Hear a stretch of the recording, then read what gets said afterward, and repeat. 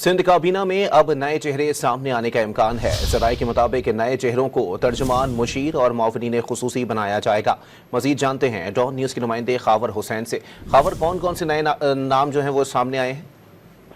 जी, वजीर आला सिंध मुराद अली शाह आज नए वज़रा जो सिंध काबीना में कारकर्दगी नहीं दिखा सके हैं, उस हवाले से एक रिपोर्ट बिलावल भुट्टो जरदारी को पेश करेंगे।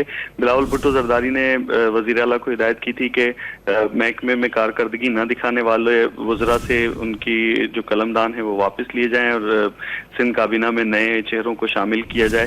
इस हवाले से आज वजीर आला सिंध मुराद अली शाह नौजवान अरकान असम्बली से मुलाकात करेंगे और नए चेहरों को तर्जुमान, मुशीर और मुआविन खुसूसी बनाए जाने का इम्कान है। वज़ीर आला मुराद अली शाह ने नौजवान अरकान ने पार्टी को आज मुलाकात के लिए दोपहर CM हाउस में बुलाया है और वहाँ पर मुलाकात होगी।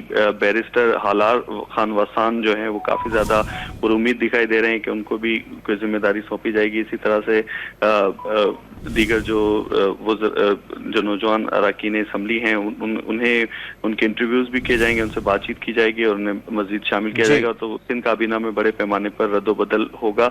जो वज़रा कारकर्दगी नहीं दिखा सके हैं उनसे कलमदान वापस ले लिए जाएंगे। जी।